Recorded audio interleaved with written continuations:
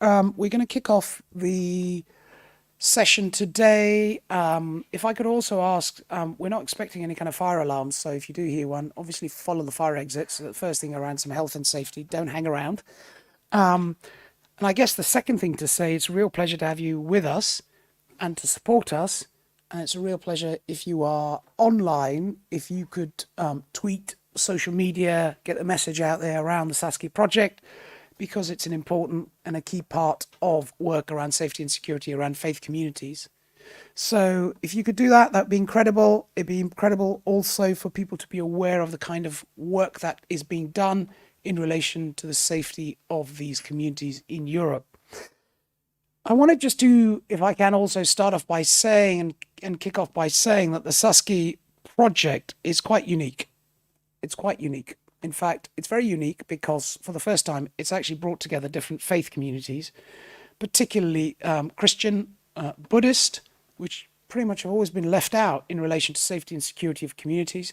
It's brought together the Muslim community, and it's brought together the Christian community, Christian communities. And I think the conglomeration, the bringing together of these communities to work around their safety and security together is the uniqueness of this project. And it comes from a perspective, sadly, of where the Jewish communities have learnt a great deal, and where other communities also are feeding into how, when I talk about safety and security, about how soft security, we're not talking about kind of going around and talking about, where's the harder-edged fencing, etc. That's a part of the process, but a lot of this process is really about what can be done by engaging, by talking, by the use of volunteers, by the use of signage, to ensure the safety of congregations and the safety of institutions, faith institutions. So we're talking about the real softer side to ensure the safety of these institutions. And why do they need to be safe now? Why now? Why not 10 years ago? Well, I think Ophir has said it so eloquently in different spaces when we have run the SAC project. And the fact is, the world has changed. We were just discussing earlier around the use of social media and how social media has effectively exacerbated, in some areas, tensions, and also exacerbated narratives which are polarizing and extreme in nature. And we have seen some of the threats, particularly towards Jewish communities. We have seen threats towards Muslim communities, increasingly threats towards Christian communities, and also threats, because of the geopolitical position, against Buddhist communities, which has been something new. But the changing political sphere and the changing narrative of how social media and the world collects and the way the world consumes and captures that information has created a risk. We can't get away from that. We can't get away from that fact that there is a risk that has increased to faith communities, which wasn't there maybe 10, 15, 20 years ago. I mean, even with Christian communities, the perspective for many years, well, why are churches at risk? Well, they're at risk for a number of reasons. And it's not just about a risk from extremism, but there's a risk even about the most basic things. When we talk about safety and security, it's about the basic things, like people stealing things from churches. All right? Simply stealing things, or vandalizing things in churches, or taking things, given the economic position is becoming tougher in Europe and in the world. So when we talk about safety and security, it's about the internal safety of items in faith institutions. When we talk about security, it's about ensuring that these institutions are not targeted by extremist groups. It's about also ensuring that even within, if there are problems in congregations like issues around emotional health, mental health issues with congregants, with people who are using the faith institutions, or even emotional disturbances with individuals, but how do you work with them so that, imams, rabbis, priests are not attacked at some point, even by members within the community because of problems they're having. So this is very relevant. I thought I'd provide the context of why SASCE is so important today, and why, as we move forward, we need to consider the risks not just to the larger faith institutions, but actually the acute risk is to the smaller faith institutions and the medium-sized ones, the ones that actually may have one or two volunteers that leave their doors open and think they're not at risk. So it is a real kind of pleasure to have a list of speakers here today. Now, I'm going to just do an introduction before I introduce Elizabeta from SASCE, which is a part of the EJC, the European Jewish Congress's work. And Afia really is kind of one of the key leaders in this project in terms of putting the project together, but also ensuring, it gets the message across in various European cities, towns, and countries. But I wanted to do a quick introduction. So let me start off with Afia. Afia Ravak, who is on the board today, is the Chief Executive of the European Jewish Congress's Security and Crisis Center. He's had over 30 years' experience of working in the fields of security, intelligence, and crisis management. SAC, which is the center itself, is a part of the European Jewish Congress, and we all know the incredible work that the European Jewish Congress does through institutions like SAC and others. And its importance around a variety of Jewish communities in Europe, which sadly continue to be at risk from a variety of factors. And it's sad because, you think in today's day and age the risk may be going down, but with Jewish communities the risk continues to be quite high. And so, the work that SAC and Ophir have done have ensured civil resilience, security of rabbinical centers, security of Jewish institutions, work around counterterrorism and extremism, and more importantly, and this is important because I think the Jewish community have been a trailblazer in how to reach out to others to inform, advise, and provide support to other faith communities. And I think that needs to be acknowledged, that needs to be celebrated, and we need to also be aware of the enormous work that's being done beyond Jewish communities to help with safety and security. So, Afia, thank you so much for being here today. I will also introduce Aline Nadam, who has been working in a number of French and international companies. For several years, she's volunteered in activities to protect and prepare Jewish communities around safety and security in Belgium, as well as their own social needs being met. Aline has joined SAC and has managed and continues to manage several projects and coordinates the SASCE project. I'll tell you one thing, nothing gets past Aline. She's always on the ball, and you need just that kind of individual to be running a significant project like this. So thank you so much. Thank you. One of the other speakers we'll have is Johan Benizri. Johan is speaking in his personal capacity today. But just to give you some background, Johan combines a demanding career of an international trade lawyer in Brussels and has continuously engaged with Jewish communities at a national level as the ex-president of the Belgian Federation of Jewish Organizations up to the 6th of October this year. He's also worked at an international level, being the vice president of the EJC and member of the executive of the World Jewish Congress, and regularly writes and speaks on issues related to security, human rights, and the values of the Jewish people. So real honor to have you speaking today. So thank you very much for being here. It really is an honor and a pleasure. Iman Abuata is the director of Faith Matters, where she's been leading on interfaith, intercultural, and conflict resolution programs, as well as around anti-extremism measures and issues within the United Kingdom. She's also the director of the national, well-recognized Tell Mama project, which monitors anti-Muslim hatred across the UK and supports victims of anti-Muslim hatred in the UK through counselling, advice, advocacy, and representation at courts. She also co-founded the annual No to Hate Crime Awards, which provides an opportunity to celebrate those people countering hatred and intolerance in the UK. And just, if I can, the last two, Dr. Elizabeta Kitanovic, I hope I have pronounced your surname right, fantastic, completed studies in Orthodox Christian theology and the political science faculty at the University of Belgrade in Serbia. She is, if you check her Facebook page, she is all over Europe.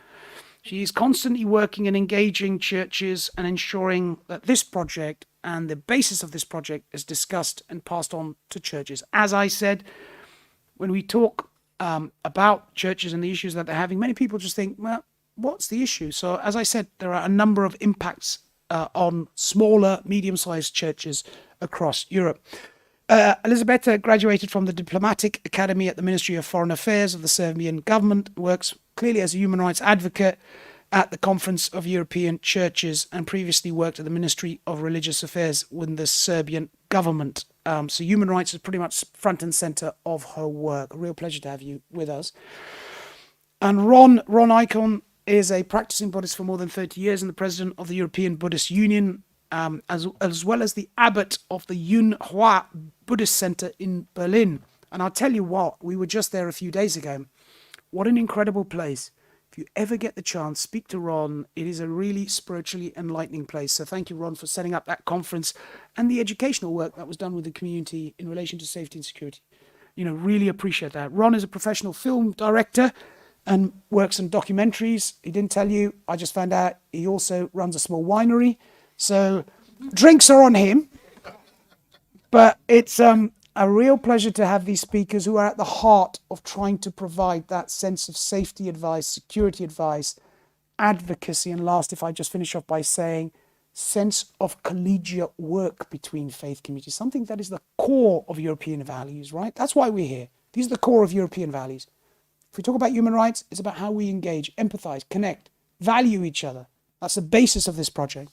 So without further ado, I'm going to pass on the overview of SASCE to Ophir. Ophir, over to you. Thank you very much. Thank you very much, my dear friend, for your beautiful introduction. And SASCE, like Fias mentioned before, SASCE is the unique interface project that they bring together all the faith community, Muslim, Christian, Jewish, and Buddhist, to improve the security in and outside places of worship. The project is funded by the European Commission, around 3 million euro, and around 3 million euros. And like Fiaz mentioned before, in the last years, our situation in Europe changed a lot.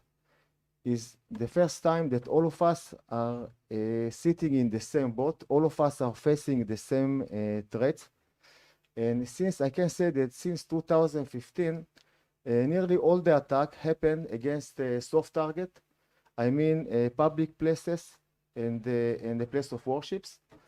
And all of us today are all of us can be hurt in the public place. Therefore, SASCE project is very important project because the project is coming. The goal of the project is not only to improve the security. The goal of the project is to change the way of thinking of all our citizens. In three main points: security awareness, to increase the security awareness of the people, all the citizens, to prepare our communities to handle any kind of crisis, and to improve the connection and the cooperation with the police. The SASCE is working in 15 countries. You can see in the slide the countries, and in all those countries, all those 15 countries, we are working with the community leaders, staff, and community members. And the goal is to see with all the community, to see how we can improve the 3 points I mentioned before: the security awareness, the crisis management, and the cooperation with the authority. And for that, we did and we're still making a lot of training and briefing, and we conferences and the training, and we provide also a lot of materials as a guides and a video. Like that is going to be easier and faster to help and to support our communities. I'm very happy to see after 1.5 years that the Jewish community, the level is different. All of us, the different is different. The security level is different between all our organizations. And I'm very happy to see after 1.5 years, the big change in the Buddhist community and in the Kek community. We start nearly from zero, and now the level is much better. Only last Sunday, 2 days ago, we made a conference in Berlin for the Buddhist community, and I can tell you it's impressive to see how people are coming for the first time to hear about security awareness, about security, and the feedback is very good, and people would like to continue. So it's a very good project. It's a very unique project. project that the goal is to change the main sight of our citizen. We are very proud of this project, and we see how we are going to continue. Thank you. Thank you very much, Afir. I guess I was going to raise another question. I was going to raise a question here and pose it, if I can, to you, Johan. What do you think the relevance of SASCE is in relation to Jewish communities, and particularly around improving the security of the Jewish community and possibly other faith communities in Belgium, in this country? Well, thank you. It's an interesting question. I guess it's really three questions. The first one is whether it's relevant. Second one is whether it is effective. And the third one is really a kind of a zoom in on Belgium. And I guess the relevance question, I don't really ask myself that question too much, because I'm generally so much into those issues that it seems self-evident. At the same time, I reflected a little bit on that as you were speaking. And the one thing that came to mind, obviously, is that before we can pride ourselves about the values that we hold dear, before we can even communicate those values and practice our faith and trying to congregate, we have to have safe places. Security is not a value in itself. Security is the cornerstone of all other values. It's a condition for any values to be able to flourish. So the relevance of the project is evident at that fundamental level. Beyond that, I think there's also a more theoretical point, which I kind of like. It's the relevance for what we hold dear as a concept, which is democracy. Democracy is not about just the majority rule. If it was, it would be a very, very different place. When we talk about democracy, we're not even talking about only majority rule plus human rights. That's not it. We're talking about something more, something that is almost intangible unless you think about it from a minority perspective, or any kind of group perspective, where you have to have groups that are protected for what they are and that can express themselves for what they are in the host community. And so in that under that light, you can understand that protecting minorities and protecting congregations of any size, whether that is the Catholic community or the Christian community more generally, or the Jewish community or the Muslim community or the Buddhist community, at the end of the day, you're protecting democracy just because you're focusing on minorities. So the relevance of the project is self-evident to me, but it is crucially important. Now, whether it is effective, it's interesting, because in my other life, I advise companies, and so they deal with risks, essentially. We can talk about, I'm a lawyer, nobody's perfect, but typically you would have many people talking about the law. I prefer talking about risks. It's about risks. And I used to say, we're going to take whatever I do in my professional work and we will turn it into what we should do in the community, the volunteer work.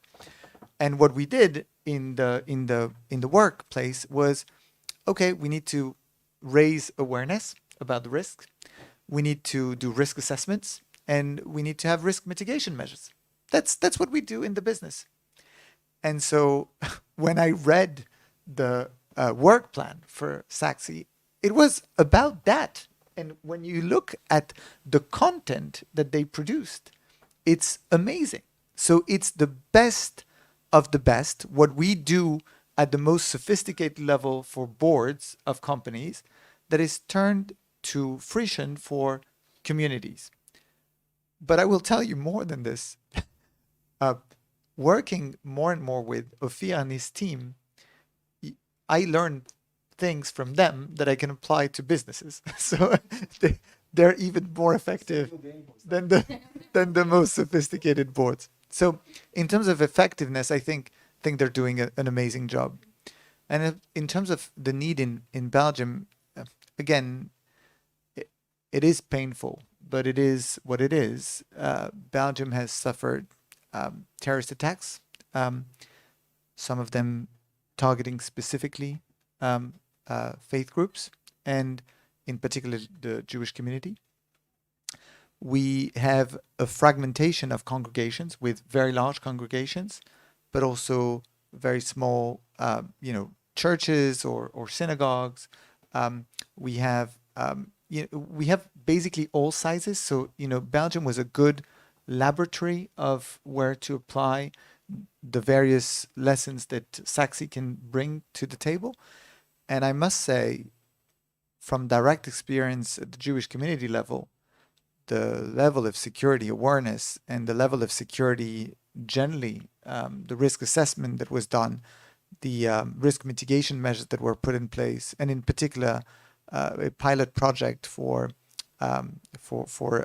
small, iPads like panic button in Jewish institutions has been amazing.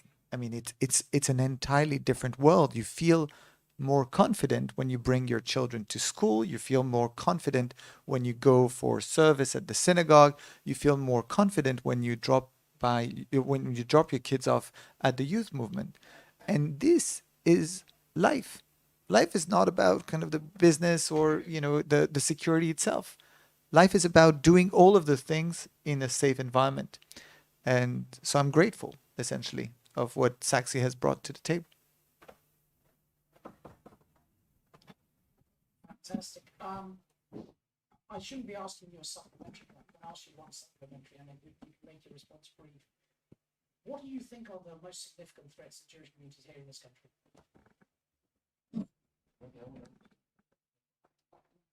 You can certainly answer in a more sophisticated way, Ophir. Thank you for the question, Fia.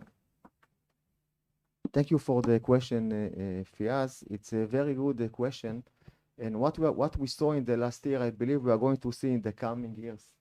We are going to see more attack by a lone wolf, more a local little organization, like we saw in the last year. That's what we are going to see in the coming years. This is the main threat for the Jewish community, but like I mentioned before, not only for the Jewish communities, also for everybody. And we saw in the last last years, attack nearly every day in a public place against everybody. What we are going to see now in the coming years also, and is something that is very important. We are going to see now the energy crisis, and it's going to impact all of us, all the citizens. And then we are going to see in the coming years more criminality, more attack against minority, because they are going to blame the minority on the crisis. So we are going to see more criminality, more attacks, and again, like I mentioned before, this is our responsibility today of all the citizens to see how they can improve the security awareness, how they can help the authority, because today they have the policemen, the law enforcement, they cannot be everywhere. So it's our responsibility as a citizen to see how we can support and how we can improve the security. So fantastic response. I guess, just to summarize, is there are complex issues affecting Jewish communities here and ongoing concerns for all other communities. Let me bring in Elizabeta, Ron, and Iman, if we can kind of take it in that process. I guess, Elizabeta, let me kick off with you by saying, how do churches see your work in SASCE? Do they see it as relevant, not relevant, or are they still on the fence? And I guess I'll ask just a little bit of a supplementary. How do you think SASCE has made a change in the perspective of how church leaders are seeing the need for security? Thank you, Piers. Well, for Conference of European Churches, SASCE projects is very relevant, but of course the level of relevance is different, and that depends whether we are dealing with majority or minority churches, whether they are in urban or rural area. That depends. So we have observed various characteristics of this relevance. And of course, for some member churches, you know, like in terms of the challenges that we have been facing and trying to overcome, was that this regular reporting, actually, that we have introduced by the SASCE, this was very much new, to have regular reporting every month. And we have over hundreds of cases of different incidents of different natures reported so far.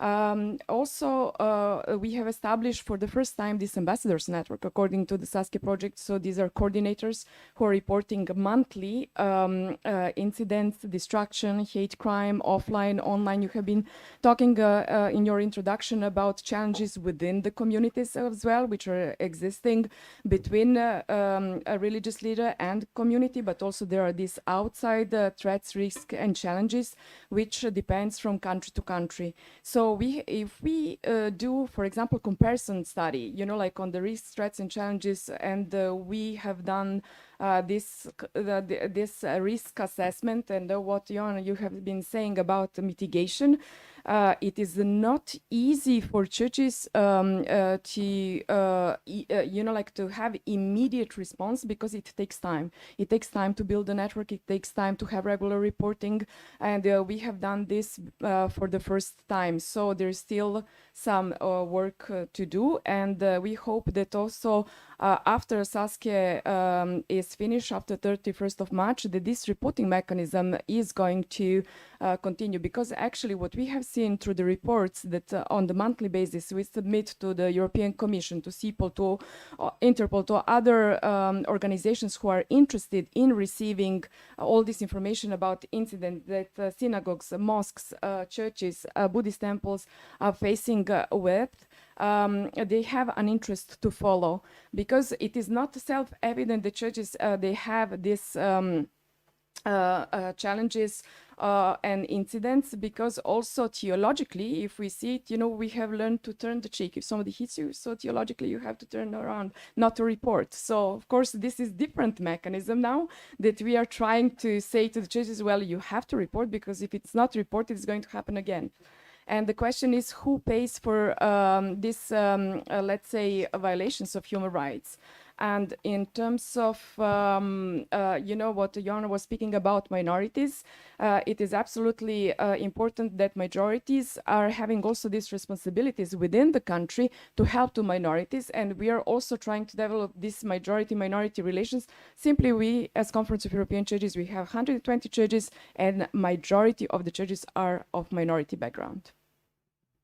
So, I mean, in a way, I'm not going to use the mic because I think it'd be more fluid to not use it. But I think, okay, shall I? Okay, sorry, apologies. I'll have to use the mic. I mean, what you said was, there was something that struck me. And the thing that struck me was the theology, Christian theology of not responding. And I'm going to, in a way, flick that over to you, Ron. The sense of the Buddhist tradition of just kind of letting it go and engaging with people may have, in a way, stopped people from reporting hate incidences, hate crimes against Buddhist communities. Has that been the case? The sense of, you know, the theology, the background says, let it go. Has that affected the community? Yes, not just this. It's also in the Buddhist philosophy. Everything that comes to you for a reason. So it's accepted as this, and you're not necessarily blaming things on others, or you also don't see yourself as a victim. But the project has been very important for us because, and is still, of course, because we found that there are threats which we initially didn't actually think, not just because there were no reports. It's just that we thought it's not happening. But we found that visibility is an important issue, because if somebody is visible as a Buddhist, if they're Asian, if they're wearing Buddhist robes, or a place is visible as a Buddhist temple, then there are actually attacks of some sort. Not so few, really. So practically in every training we give, and I think we did 17 so far, there are incidents reported of violence, of hate crimes, of people throwing stones into windows if it says Buddhist meditation center. Sometimes the people take those signs off and it doesn't happen anymore. So it's clearly related to the religious aspect. And so this project is very vital because it brings to the light these cases, and we can give people tools how to deal with it, how to prevent it, and to report it, because we found that reporting these incidents and mapping them is a very important fact, and it hasn't happened in the past. So kind of, Ron, in a way, it's a culture change. You're creating a cultural change as well within the mindsets of the community. Absolutely. It's a culture change. We very much put emphasis on not to be afraid, not to become scared, because that's not helpful. We also put a lot of emphasis on crisis management, which is one of the important pillars of this project, because crises can be manifold. And that's also something that people can relate to very quickly, because we experience crises as a society all the time, and as individuals also. And security is an aspect of this. So there's a lot of tools and as you say, also a mentality change connected to this project, which is very helpful. So, Iman, on the back of that, the fact that SASCE is basically creating a cultural awareness change within different communities, Christian, Buddhist communities, as well as providing tools, as well as providing a sense of safety. How has that impacted in Muslim communities that you work with in Faith Matters? Thank you, Fayaz. So just to echo what my colleagues have said, it's a highly welcomed project, highly welcomed approach. But I think one of the things to add in terms of awareness raising and safeguarding communities is also awareness raising about what other communities are going through. So it's not just what Muslim communities are going through. I think the one thing that we thought is a strength in SASCE is for Muslim communities to understand why it's important to bear to have awareness raising and bear everything that's going around you when you're around Jewish communities, when you're around Christian communities, when you're around Buddhist communities. Attacks in public spaces have targeted all of us, not just one community. And SASCE brings tools, brings those access to resources where people have got more awareness raising, more tools to use to protect others as well as themselves. One of the things that we always see within the context of Muslim communities is the levels of fear increase following trigger events, following terrorist attacks, attacks on visible Muslim women, attacks on places of worship are on the increase and continue to be on the increase. And giving people the tools and empowering them to understand how to deal with suspicious objects, how to spot suspicious people, how to spot these things in public spaces is important. And the other thing, just to add as well, in terms of how it was accepted within Muslim communities, highly welcomed. But again, not just in terms of the awareness raising, in terms of understanding what anti-Semitism looks like, what anti-Christian hate looks like, what anti-Buddhism looks like. There's a lot that is taking place within different communities around hate crimes, but the understanding is always around what happens to our own communities and not what happens to others. And SASCE was an eye-opener to understand what's happening to other communities. So if I pick up the fact that also SASCE, in a way, provides the opportunity within Muslim communities to look outside and in a way connect with Jewish communities, very important in today's world, very important in also challenging those who try to polarize communities. So I think we all warmly welcome that. I think I was going to move on, actually, Ophir, and just ask you one question before I kind of involve everybody else. And what do you see beyond 2023? March 2023, SASCE comes to an end. What do you see beyond this project? Is there a potential for continuation, or what can be left behind in terms of tools and products? Like Elizabeta mentioned before, this process starts, and when for the moment it starts, it's not going to stop. Even if in 2023, maybe we are not going to receive a fund from the Commission, but for sure, the relationship we created between our organization and the importance of the pressure of the project, and everywhere we are going, either it's the Muslim community or the Buddhist community or the care communities, everybody asks us, all the leaders ask us to continue with the project, even if we are going to receive a fund. It's something that already started and we cannot stop. I think the life And like I mentioned before, the threat today, all of us are facing the same threat. We must work together. We must help together.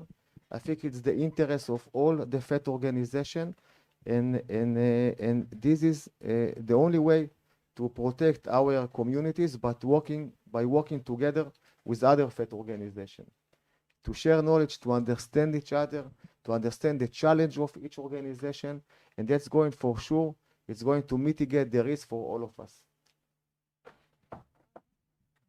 So there's a final question here which talks about the rise of extremism, but I'm going to kind of deviate a little bit from the question, right? Because I'm going to, in a way, ask something that many people will want to ask in Europe, and that is, how is extremism, in a way, going to be tackled in relation to this project, right? Because it's a whilst the project may not tackle extremism, there are elements of extremism that are coming in relation to the safety and security of faith institutions.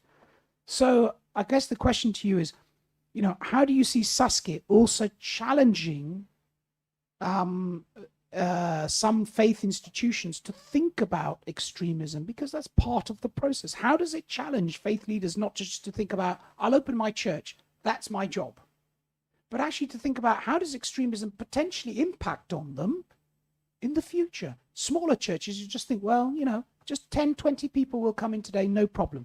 But actually, SASCE has a wider element, a tangential element around being aware of the extremism which is rapidly changing in our society today. So I'm going to ask each one of you, including Aline. Aline told me, if you ask me a question, I'm going to do you in. So don't ask me a question. But I'm going to start with Aline, because she's got some forthright and really important views on this. So Aline, over to you, and then we'll move across the speakers list. Okay. Aline will tell me what to say, and I promise to say exactly what she will tell me. And what we saw in the last year, and this is the importance of this project, that the attack can happen everywhere, against a little place or a big place, attractive place, not attractive, a big city, a little city. So everything changed in the last years. And also the threat is changing. So we must be very relevant for the threats. We cannot leave what happened in the past. We must see the future. And the future is changing all the time. The threat is changing all the time. The social media, the TikTok, everything is changing.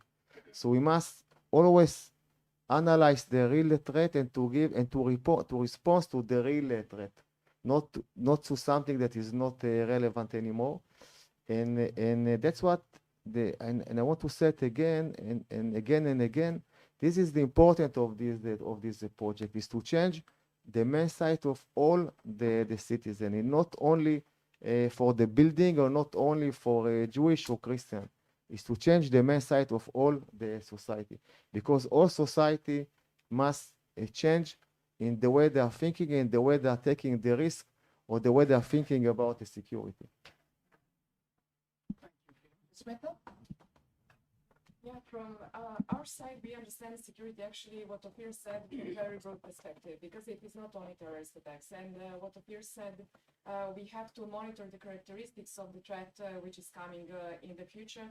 We could see with war of Ukraine, for example, that from one day to another, the nature of the threat has changed. We could see in the conflict between Armenia and Azerbaijan and Karabakh that also the nature of the threat changed.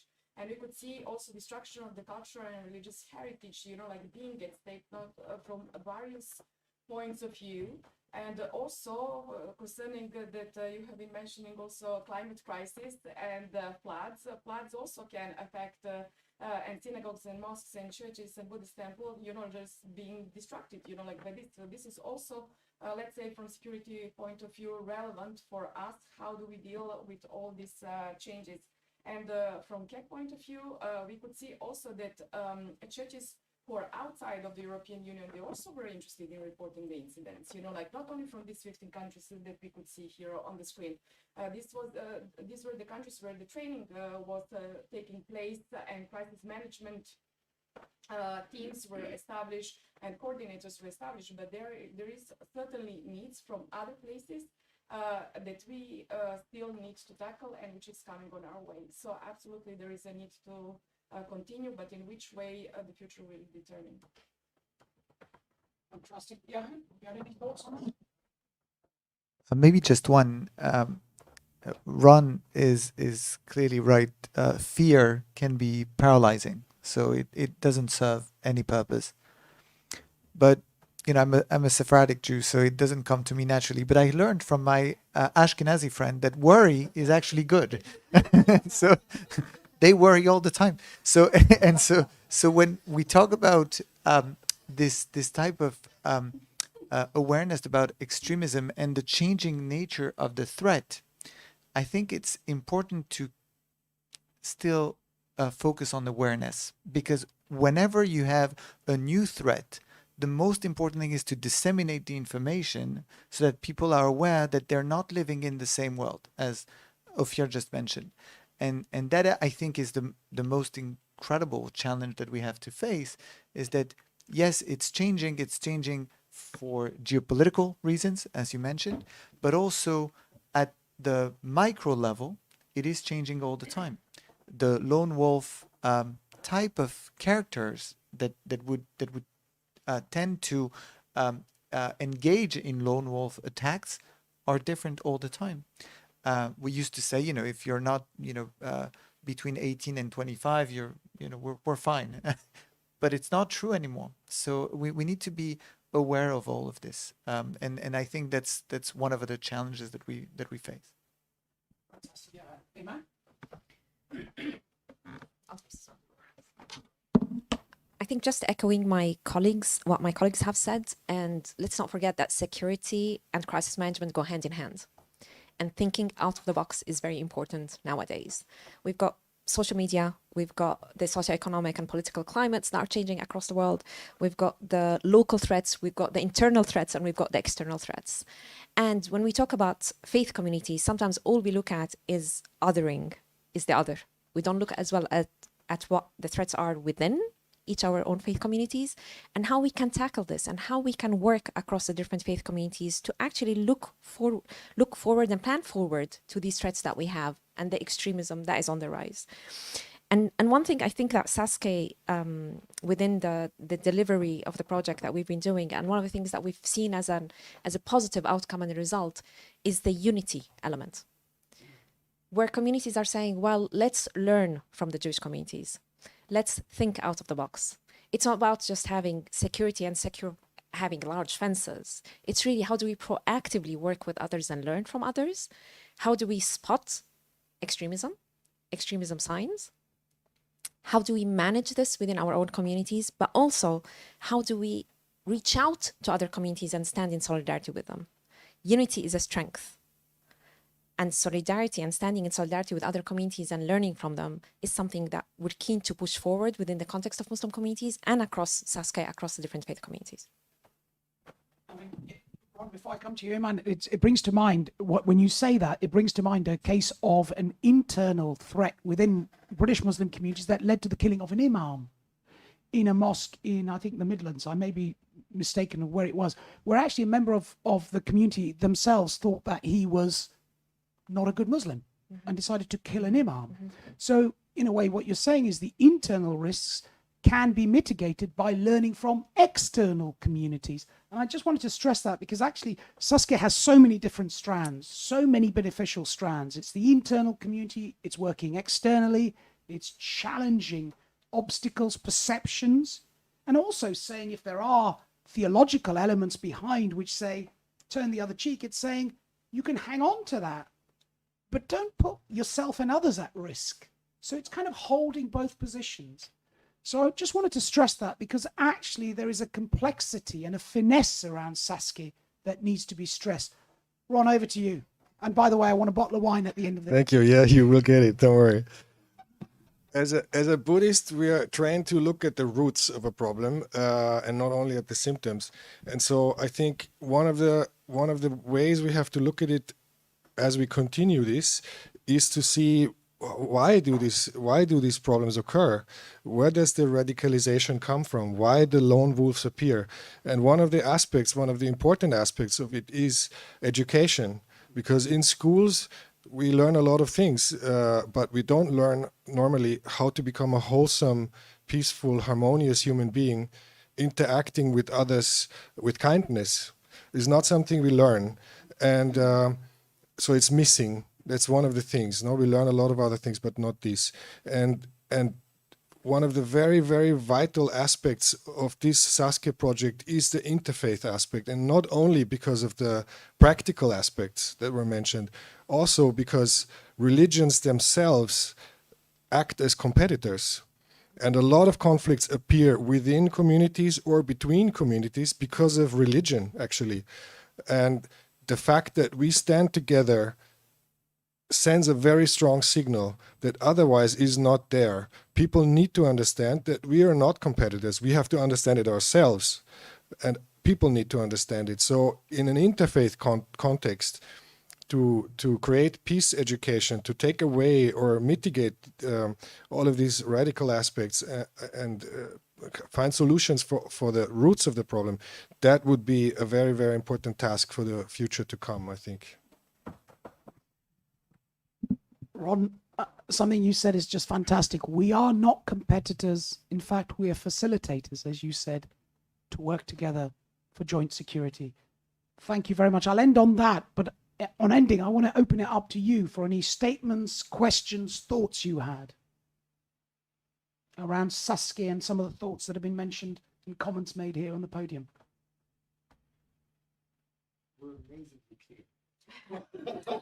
You're so succinct. Everybody, there's not a single question. Yes. Yeah, first of all, I was, so emotional seeing a fear because it was his birthday 2 days ago. So I even didn't have time. So I wanted to thank you and to thank all of you, because even I am Mariah Kalinova, Executive Vice President of the Youth Jewish Congress, and even I was with you on distance from the very beginning, the very first thoughts about this. But even after following you from a short distance, I'm really impressed today. And thank you, all of you. It was really incredible to see you all together, to be reassured that the idea of SASCE was a good one. And I really wish all of you not to run away, to continue as soon as it will be possible to continue this project, maybe to make it larger. And as you said, Fiat, we are not competitors, we are friends, we are partners, and let it be so forever. And let us be useful also to each other. So our door is open also for you, not only for security. We like very much to work with religious dialogue, with interfaith dialogue, with religious liberties, with freedoms, what we are doing now. We have common problems sometimes that we have to defend our freedoms all together. So please participate, come to say hello, so that we can sit together and to discuss. And thank you very much. I was really impressed. Right, I think many of us have to say a great thank you to Jewish communities, right? Because your work has protected and defended so many lives of other faith communities. So actually, I just want to turn it around and say, no, actually, I think we need to thank you and the work done in Jewish communities for our collective safety and security. So thank you. Any other thoughts, questions?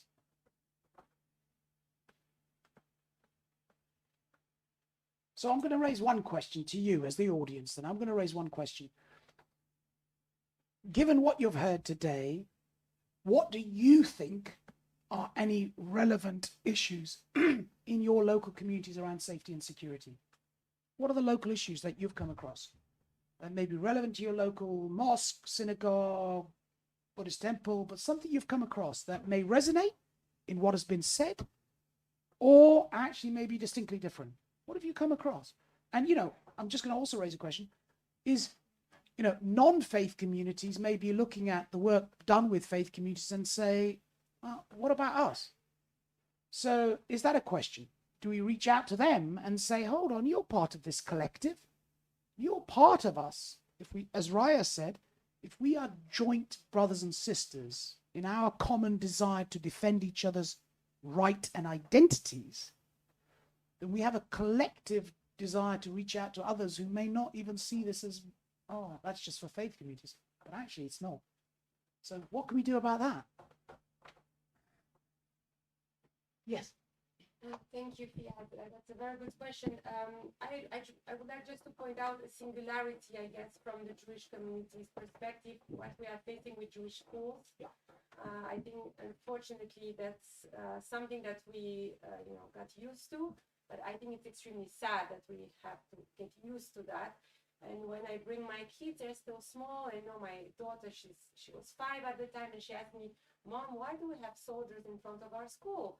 So of course, what do you tell a 5-year-old? They said, "Oh, don't worry, it's just for things to be all right." So you try to, but of course, when they will grow older, they will understand why soldiers or policemen are here. So I think I would like to express a wish that one day we don't have to have this kind of security in Jewish schools, and that all this harmony that I see here today would be expanded. Of course, it's wishful thinking maybe, but I'm an optimist still, although I'm an Ashkenaz, I'm also an optimist. But yeah, so this is one singularity that I wanted to raise, that this is something that we don't see, thank God, in other communities, or maybe we'll see it in the future, who knows. But I hope not. But this is, yeah, something that I wanted to stress, that I found extremely sad and not normal in European, democracies.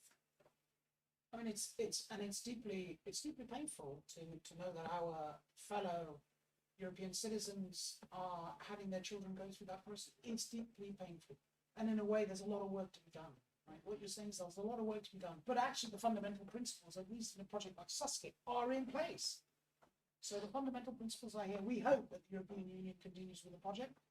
We collectively see the need in different faith communities. You know, who would have thought churches? Well, churches are at the front line today. Who would have thought Buddhist temples? They're at the front line today. They are. You know, geopolitical issues, people coming in and trying to take things will affect all of us. Internal issues in our own communities around the well-being of our own congregants. As people become more emotionally affected, mentally affected going forward, we, faith communities, faith institutions, are going to have to pick up those issues. They don't go to government. They come into our institutions, and if they're not feeling too well, you know, they might not take it out too well on other people. So these are things we are having to deal with, and we see the risks. Last option for any statements or questions before I wrap up, and I think it'd be really good to kind of mix and mingle. Yes. Oh, I got 2. Great. I come to you, right? Thanks, Fayaz. I'm Etta from Conference for European Churches.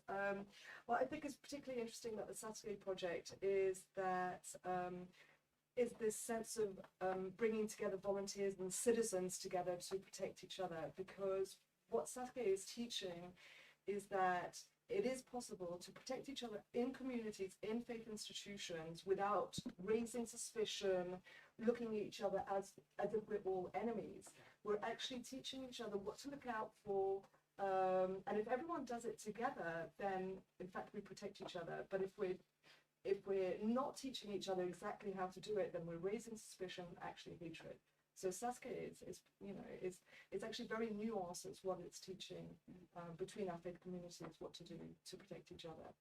And just as an example, if we leave a package, or if we find a package somewhere on the street, we'll all work together to identify that package, or call it into the police or something like that to protect each other. Because we're all aware that we need to do that, and an unattended package is a safety issue. So SASCE, that's what it does. It basically shows us or tells us what are the unidentified objects within faith institutions that we need to look out for as a community, and to protect each other. And if we could spread that, not just in faith communities, but beyond, then we'd all be protecting each other all the time. So I think it's a wonderful thing that we do here. Fantastic. Right. Just one thought, because all this race seems sometimes far, but only last week, our dear friend Hassan Shalki was attacked in his own. Oh, was he? Yes, it happened a few days ago. Oh gosh. So I think that thank God it was managed last second. I think that he's safe, but it was minus 1 second.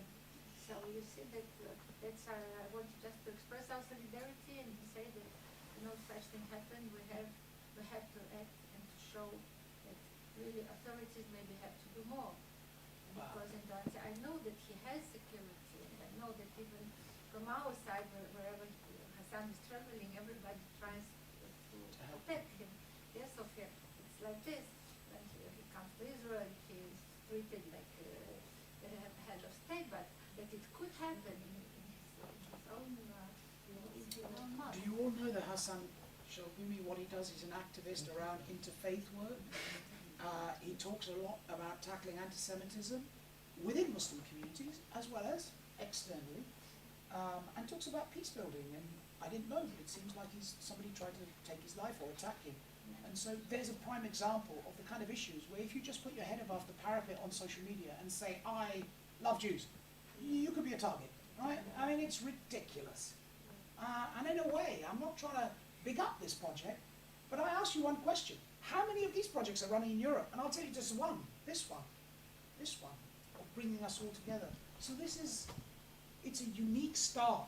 And I think, it's a start that needs to be built upon. I didn't realize that. Thank you. Yes? Just some witness experience. I'm talking as